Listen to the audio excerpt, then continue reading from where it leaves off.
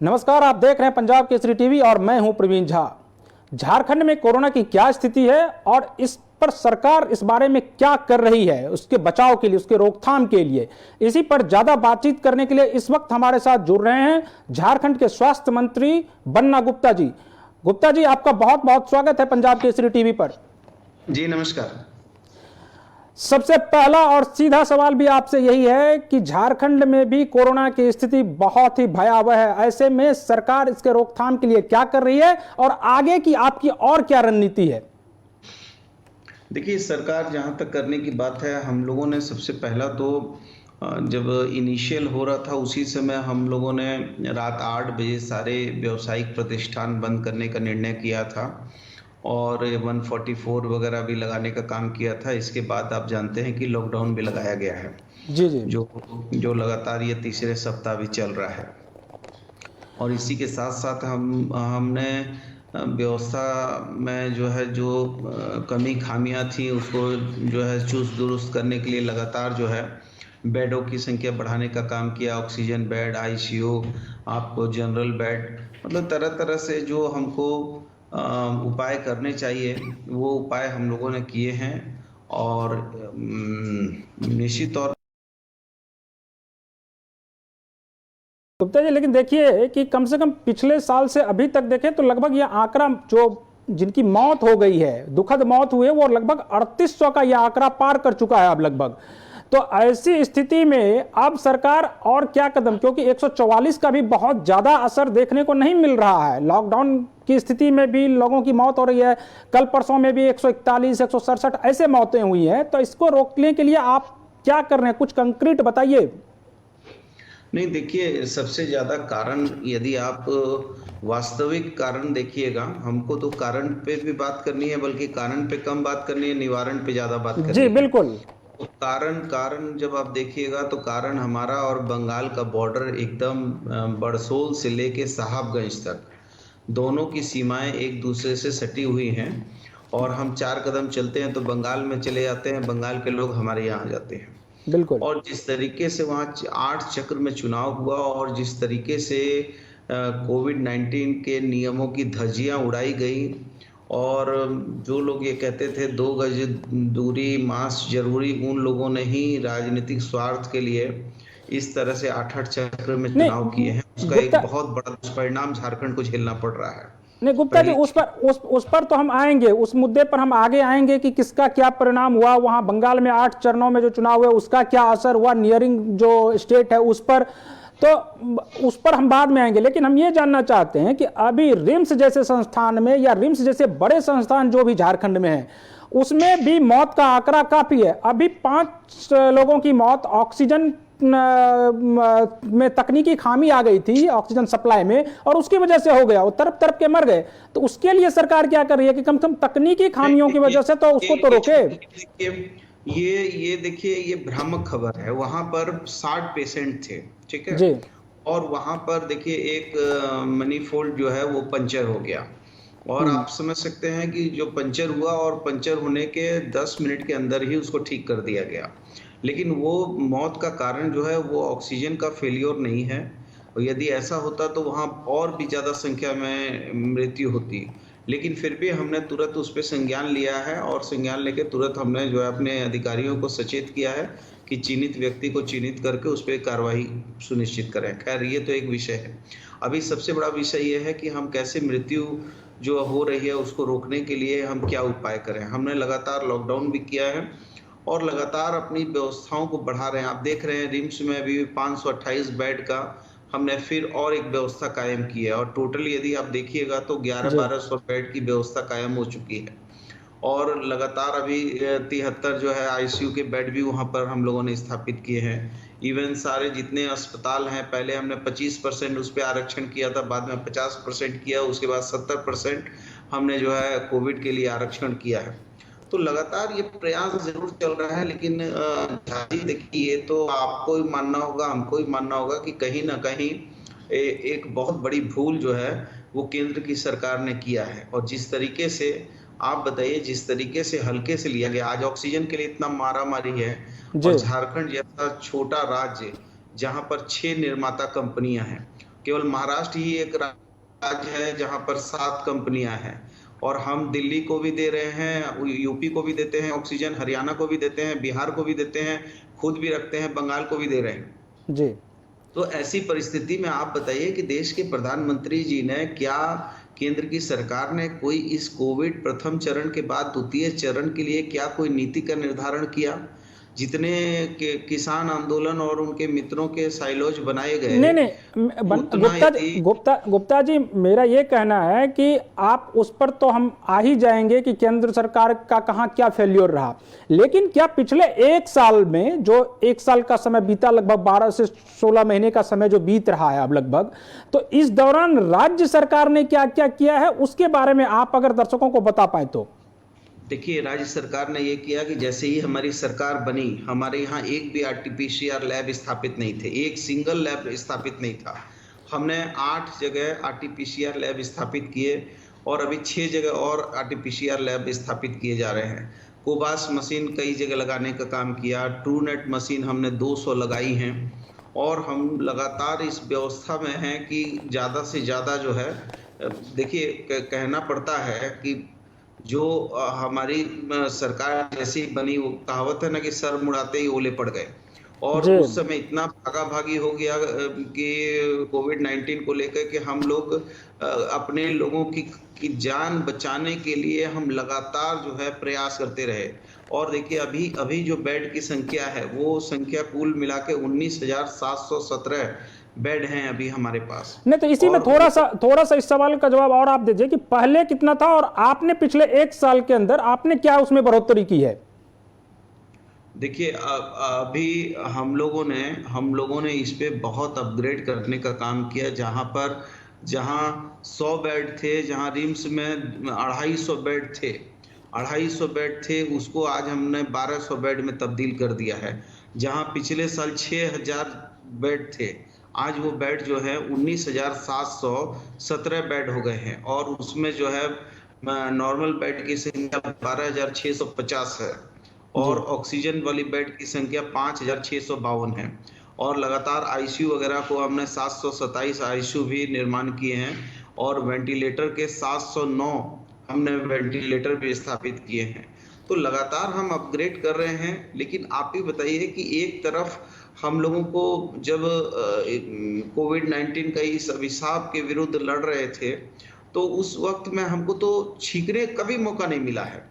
हमको तो मतलब 1 मिनट भी चैन नहीं मिला, और तब से लेके बीच में थोड़ा सा कोविड का जो है ये ग्राफ गिरने लगा, और हमारा ये जो है हमारे लोगों का ठीक होने का जो है संख्या जो है 97, 98 जो है रिकवरी रेट पहुंचने लगी। गुप्ता जी, यहीं पर आपको नहीं लगता है, यहीं पर चाहे वो राज्य सरकार हो चाहे केंद्र सरकार हो, भूल यहीं पर हुई है कि जब ग्राफ गिरने लगा तो सरकार को भी ये लगा और आम लोगों को भी लगा कि नहीं अब तो कोविड खत्म हो गया, और उसी का ये खामियाजा हुआ कि सेकेंड वेव में वो संभाल नहीं पा रहे हैं।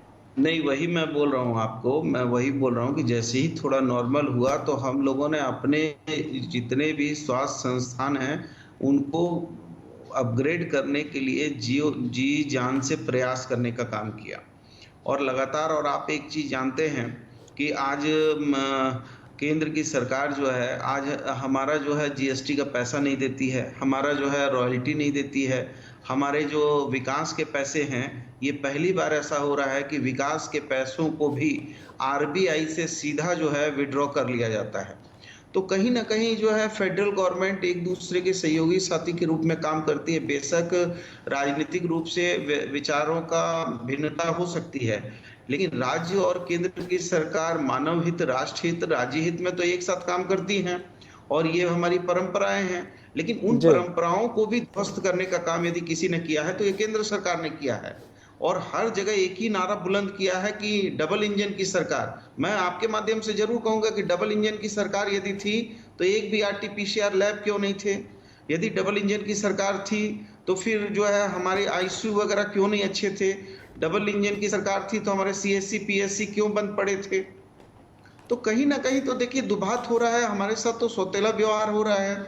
अभी भी दुनिया के कई मित्र देश जो हैं नहीं सामग्री दे रहे हैं। गुप्ता जी ये बात सही है कि आप पिछली सरकारों पर आरोप तो लगाएंगे ही कि पिछली सरकार में कुछ नहीं था, लेकिन अब जब ये हर तरह यही हो रहा, केंद्र में जो सरकार है उनका ये कहना है क्या कि जो पिछले 2014 से पहले जो है वो कुछ नहीं था, हमने 7 साल में ये सारा काम कर दिया। तो इसी तरह से आरोप तो लगते रहेंगे, लेकिन इस बीच जो सबसे गंभीर विषय है कि लोगों की जान कैसे बचे, उसके लिए काम करने की जरूरत है। और अब लोगों की जान कैसे बचे, अब मुझे आप ये बताइए कि अब राज्य में कितने ऐसे बेड हैं जो अभी खाली है?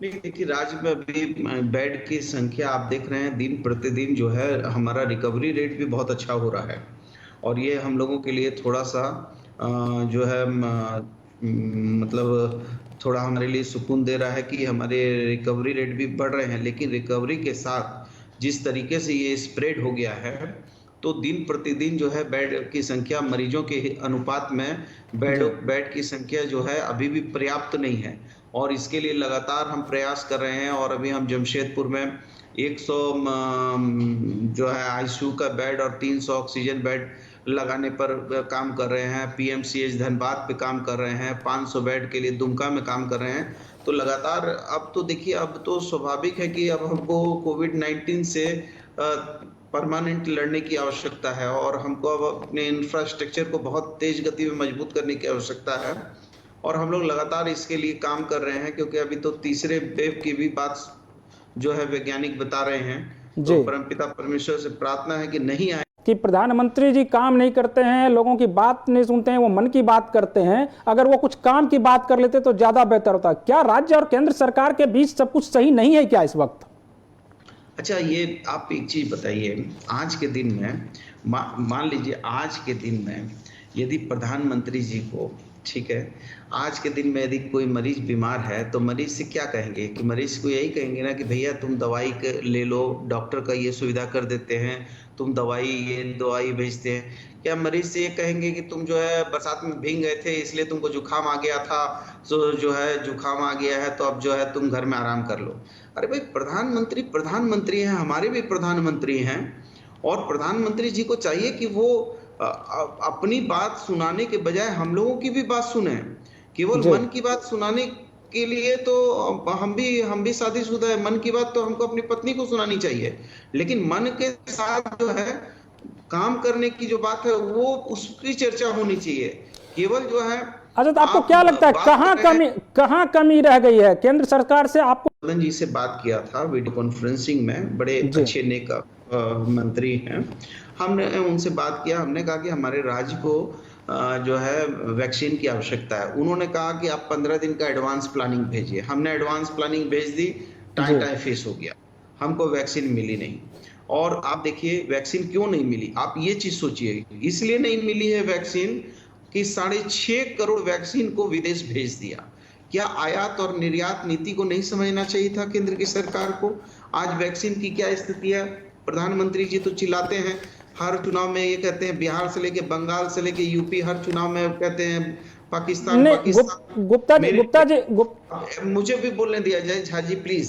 जी बताइए। तो जब पाकिस्तान की बात कर रहे हैं तो 45 लाख डोज पाकिस्तान को और 25 लाख डोज भूटान को, और मतलब ऐसे करके 6.5 करोड़ डोज बांट दिया। और आज जो है भूटान को और आपको दुनिया के सभी देशों को, इवन अपने मित्रों को जो है धंधा पानी ये करने के लिए 5.5 लाख करोड़ रुपया ऋण माफ कर दिया। तो भाई आज जनता को इन्होंने तो 35,000 करोड़ बजट में एलोकेट किया था कोविड-19 के लिए। आप देख लीजिए बजट की कॉपी निकाल के, और जब इनको 300 रुपया करके मिल रहा है वैक्सीन, तो फिर वो 118 करोड़ लोग हैं, उनको 118 करोड़ लोगों को यदि देंगे तो बहुत ज्यादा 35,000 और 2-4 हजार करोड़ ज्यादा लगेगा, मतलब 40,000 करोड़ के अंदर हो जाएगा। तो 35,000 करोड़ रुपया तो इन्होंने एलोकेट किया ही था। तो आखिर फिर जो पार्टी ये कहती है कि देश में एक विधान, एक संविधान, एक निशान, और वो पार्टी के नेतृत्व की सरकार कोविड-19 जैसे महामारी के जंग में जो जीवन रक्षक दवाई है वैक्सीन, उसको भी 3 टैरिफ में क्यों बांटा है? और जबकि उस कंपनी को 45,000 करोड़ रुपया इन लोगों ने उसको इंसेंटिव भी दिया है। नहीं, तो आखिर क्या रीजन है? आपने क्यों विदेश भेज दिया? वो उसी वैक्सीन को यदि 6.5 करोड़ वैक्सीन अभी देश में होते तो कितने लोग उससे लाभान्वित होते? नहीं, उसके लिए तो वो कह सकते थे कि उस समय चूंकि स्थिति उतनी भयावह नहीं थी, और जो स्थिति थी वो चूंकि हमारा जो फॉरेन पॉलिसी है उसको भी देखना होता है। प्रधानमंत्री के पास ये कहने के लिए है कि हम फॉरेन पॉलिसी को भी देखेंगे, हमारे सब मित्र राष्ट्र हैं, तो वो अगर फॉरेन पॉलिसी तो मुश्किल में तो उनको भी देखेंगे। झा जी, फॉरेन पॉलिसी तो ऐसी है कि जो नेपाल को हम अपना मित्र देश नहीं मानते थे, बल्कि ये सोचते थे कि भारत का एक छोटा राज्य है नेपाल, और वो नेपाल और भारत की इतनी आस्था थी एक दूसरे के प्रति, वो भी हमको आंख दिखा रहा है। पाकिस्तान तो दिखा ही रहा था, चीन हमारी सीमाओं में प्रवेश कर गया है, मां भारती के आंचल में मां भारती के रणबांकुरों को बलिदान देना पड़ रहा है। तो इनकी तो पॉलिसी ऐसी है कि अपने दोस्तों को दुश्मन बना लिया है, और दुनिया का विश्व गुरु भारत था, है, रहेगा, लेकिन दुनिया का महानायक बनने की फेर में इन्होंने जो है कि सारी जो है विदेश नीति को इन्होंने जो है चकनाचूर। क्या हमारी विदेश नीति कभी हमको इस बात की इजाजत देती थी कि दुनिया के किसी देश के आंतरिक मामले में हम बोलते थे? लेकिन इन्होंने नारा बुलंद किया, अबरी बार ट्रंप सरकार, और नमस्ते ट्रंप करने के लिए 100 करोड़ का इस्तेमाल कर दिया, और 2 महीना का जो कीमती वक्त था, वो वक्त में ही इस देश में जो है कोरोना जो है विकसित हुआ। अभी कभी एक धर्म विशेष पर आरोप लगाते थे, आज वो वाला ये नहीं चल रहा है, तो एक नया नारा दे दिया है, पहले फिर ताली बजाओ, थाली बजाओ, अगरबत्ती जलाओ, मोमबत्ती जलाओ। नहीं गुप्ता जी, उस पर अब वो चूंकि बहुत बात वो बीत चुकी है, तो उसको पीछे जाने से बहुत ज्यादा फायदा है नहीं। हमको फॉरवर्ड पॉलिसी पे चलना होगा कि आगे की रणनीति क्या अपनाएंगे। जी, इतिहास हर चीज को दोहराएगा जरूर, क्योंकि इतिहास बिल्कुल आप सही कह रहे हैं। प्रयोगशाला का, भाजपा ने इस देश को प्रयोगशाला का चूहा बना दिया है। ये नया नया इनोवेशन कर रहे हैं, नया नया आइडिया ला रहे हैं, खोज रहे हैं कैसे ताली बजा दो, थाली बजा दो, पब्लिक को कैसे मूर्ख बना दो। डाइवर्ट करने की जो पॉलिटिक्स है, वो पॉलिटिक्स जो है मूल भावना से विरुद्ध करने के लिए ये अलग टाइप की एक राजनीति करते हैं।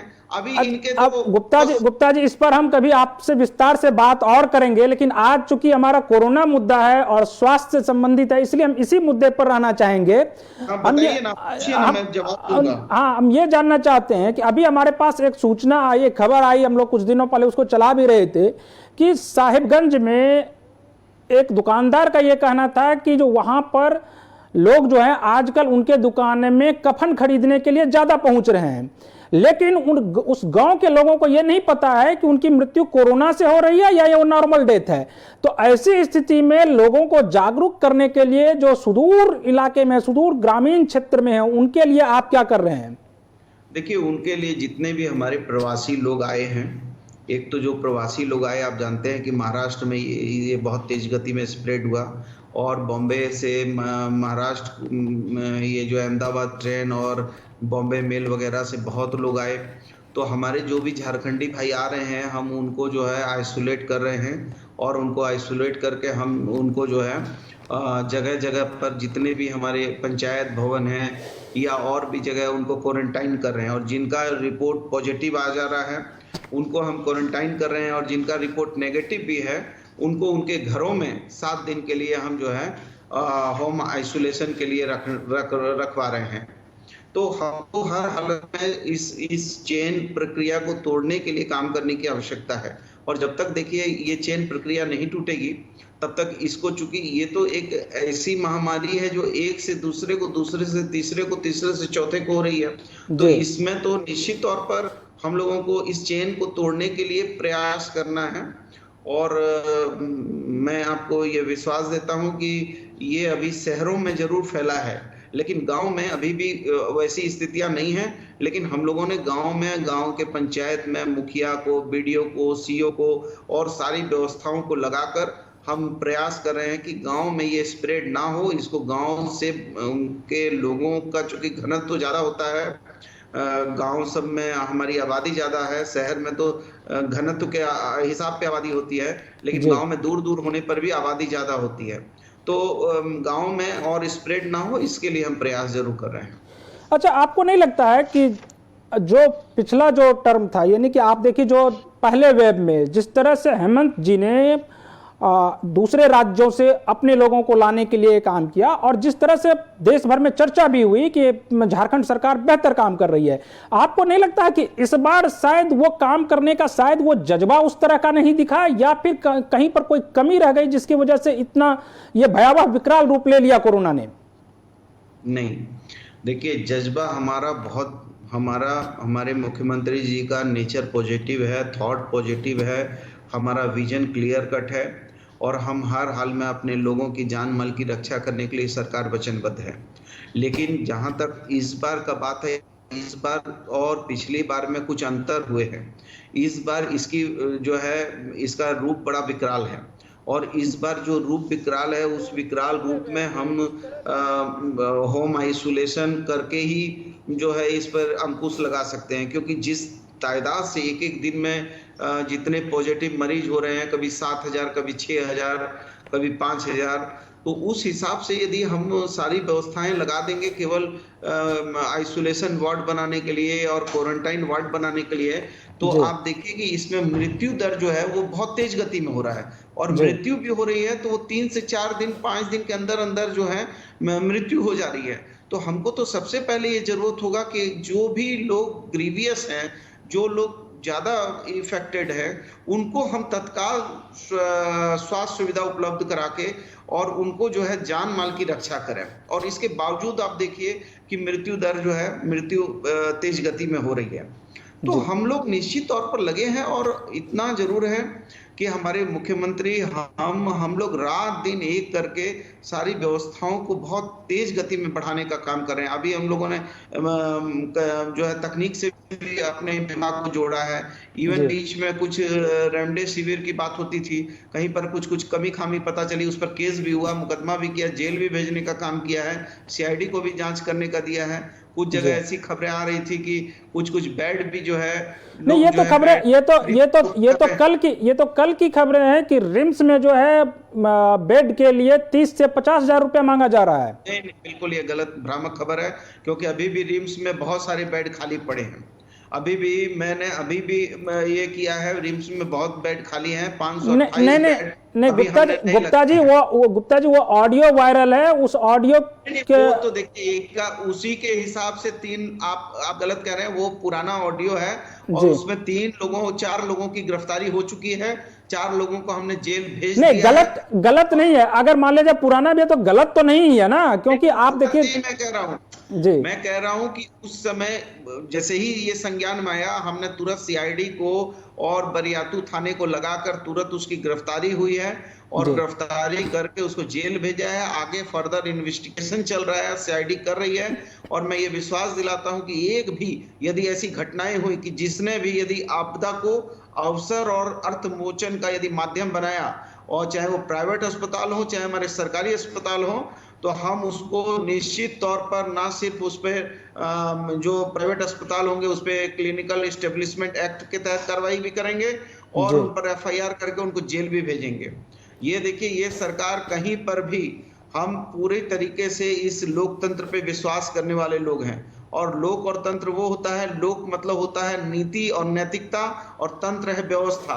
तो तंत्र मजबूती से चलाएंगे और लोक को लोक लाज से चलाएंगे। नहीं, वो तो गुप्ता जी ठीक है कि आपने कार्रवाई भी की थी कि अभी वो रांची का ही नामकुम में कोई अस्पताल है, एक प्राइवेट अस्पताल है, वहां पर मतलब बिल जो है वो लगभग 1,60,000 रुपया लिया गया। हालांकि बाद में उसको रिटर्न कर दिया गया आप लोगों के हस्तक्षेप की वजह से। नहीं करवाया था, बिल्कुल कार्रवाई भी सुनिश्चित करवा रहा हूँ। जी बिल्कुल। अच्छा, अब एक दो तुरंत संज्ञान में लेके आप उसकी जांच करवा लीजिए। जी बिल्कुल, मैं इसलिए आपके बारे में कह रहा था कि आपके हस्तक्षेप के बाद हुआ था। अभी भी जमशेदपुर में 1-2 ऐसे अस्पताल की जानकारी प्राप्त हुई है। हमने उपायुक्त से कहा है, सिविल सर्जन से कहा है कि इमीडिएट देखिए, यदि राज्य सरकार ने जो टैरिफ सुनिश्चित किए हैं, यदि उस टैरिफ के विरुद्ध में यदि ये लोग पैसा लेंगे तो इस पर तुरंत हम इनका निबंधन रद्द करेंगे। जी, 1-2 सवाल और है कि आप ये बताइए कि अब लॉकडाउन का जो ये टेन्योर है, इसको और आप लोग आगे बढ़ाएंगे, या बस इतने में अब हो जाएगा। और अगर लॉकडाउन को आगे बढ़ाएंगे तो जो लोग हमारे जो कामगार लोग वापस आए हैं या उनके काम की व्यवस्था कैसे, उनको रोजगार कैसे मिले, वो लॉकडाउन के दौरान कैसे रहेंगे अपने घर में? मैं इसके पहले आपको एक और पूर्व की बात बताऊं कि जब प्रवासी भाई आए थे हमारे यहाँ, तो हम लोगों ने 3 योजनाओं का जो है प्रवासी लोगों के भरण पोषण की रक्षा करने के लिए 3 योजनाओं को हम लोगों ने लागू किया था। एक था पोटो हो खेल का मैदान बनाने का, दूसरा था कि वृक्षारोपण करने का, और तीसरा था जल समृद्धि योजना। तो हम अपने जितने प्रवासी भाई हैं उनको अपने मनरेगा से भी जोड़ रहे हैं, उनको तरह तरह से काम देने की भी योजनाएं हैं।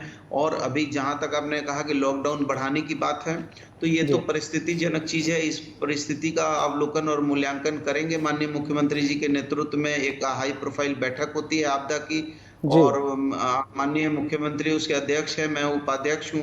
तो वो हाई प्रोफाइल बैठक होगी, उसमें सारी बिंदुओं पर हम लोग गहन चिंतन मनन करने के उपरांत ही ये निर्णय करेंगे कि ये लॉकडाउन बढ़ेगा या लॉकडाउन को स्टे करना है। तो ये माननीय मुख्यमंत्री जी आपको इससे अवगत कराएंगे। जी, आखिरी सवाल गुप्ता जी कि क्या अब जो लोग अभी हैं और जिस स्थिति में भी हैं, उसको आप क्या अपने राज्यवासियों को क्या संदेश देना चाहेंगे, ताकि एक तो लोग घर में रहें, सरकारी गाइडलाइन का जो कोरोना गाइडलाइन है उसका पालन करें, और कम से कम वो बाहर निकलें ताकि कोरोना के प्रसार को रोका जा सके? नहीं, निश्चित तौर पर। और लोग झारखंड के लोग बड़े संवेदनशील और बड़े जागरूक लोग हैं, और खुद भी लोग इस बात से का अवेयरनेस है लोगों में कि कम से कम निकलना है, कम से कम जो है ज़्यादा जो है सड़कों पर नहीं निकलना है। तो मैं समझता हूँ कि इस चीज़ को लोग समझ भी रहे हैं और लोग जान भी रहे हैं, और हम लोग भी इसके लिए ताकीद करेंगे कि ताकि कम से कम लोग जो हैं भीड़ भाड़ करें, और कम से कम जो है ये कोरोना जो है स्प्रेड हो। और इसके लिए जो ICMR के गाइडलाइन है, जो हमारे झारखंड राज्य के स्वास्थ्य विभाग के गाइडलाइन है, उन गाइडलाइनों का लोग पालन करें कि हाथ धोना है, मास्क लगाना है, थोड़ी दूरी रखनी है, थोड़ा सा लोगों से मिलना जुलना कम करना है। और मैं समझता हूँ कि झारखंड के लोग इस की संवेदनशीलता समझते हैं, और हम लोग सब लोग मिलकर इस राज्य को इस कोरोना के अभिशाप से मुक्ति जरूर दिला देंगे। एक छोटा सा सवाल का जवाब और दे दीजिए कि वैक्सीनेशन के प्रक्रिया को आप और आगे कैसे बढ़ाएंगे, और कब तक आपके पास वैक्सीन उपलब्ध हो जाएगा? अब ये भी जवाब मैं दूंगा तो आप कहेंगे कि बन्ना गुप्ता जी आप राजनीति कर रहे हैं। नहीं, बताइए। एक चीज बताइए कि हमने 50 लाख वैक्सीन का ऑर्डर किया। 50 लाख वैक्सीन का ऑर्डर करने के बाद भी वो वैक्सीन की कंपनी ये कह रही है कि साहब हम जो है 15 मई के बाद ही आपको देने पाएंगे, या तो मई के अंतिम सप्ताह में देने पाएंगे। इवन हम लोगों ने 5 लाख वैक्सीन का पैसा भी पे कर चुका है।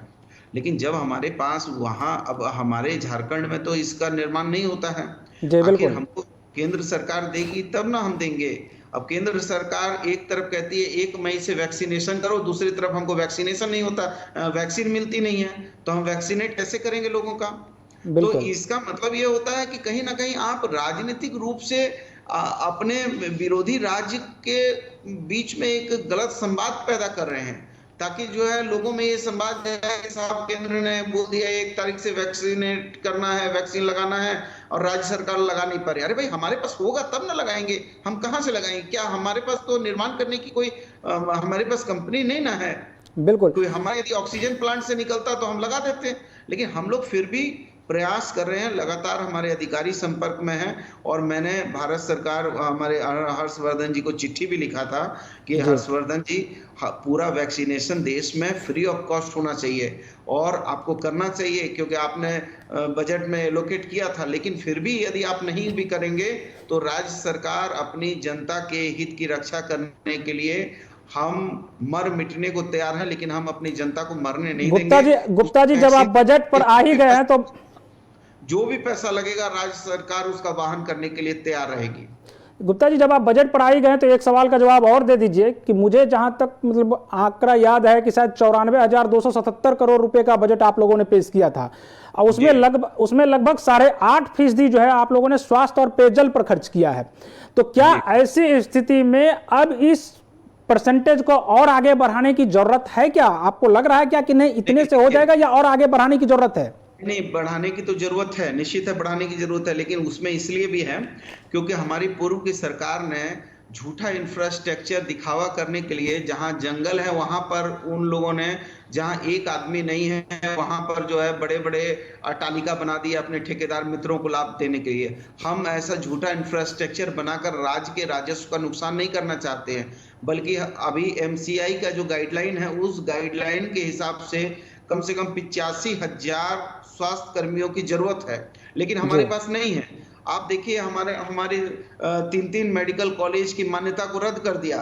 यदि वो कॉलेज की मान्यता को आपने कैसे रद्द कर दिया, जब आपने उसका उद्घाटन भी कर दिया चुनाव के मद्देनजर, तो फिर आप उसको रद्द कैसे कर सकते हैं? या तो इसका बिल्कुल। मतलब यह है कि आपने उद्घाटन किया जल्दबाजी में, चुनाव के राजनीतिक लाभ लेने के लिए उद्घाटन किया और आपने पूरी चीजों का अवलोकन और मूल्यांकन नहीं किया।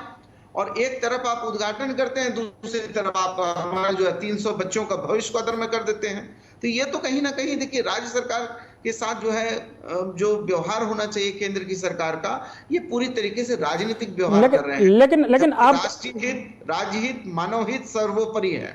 लेकिन अब तो वो कह रहे हैं क्या कि जो फाइनल ईयर के भी हैं, थर्ड ईयर के या फोर्थ ईयर के भी जो हैं, वो अगर सेवा देना चाहते हैं और उनसे सेवा लिया भी जा रहा है, लेना सरकार ने कहा है कि हम सेवा लेंगे उन लोगों से और उन लोगों को नौकरी में और मेरी बात सुनिए, उनसे पहले ये तो हमारे राज्य ने इसकी रणनीति बना ली।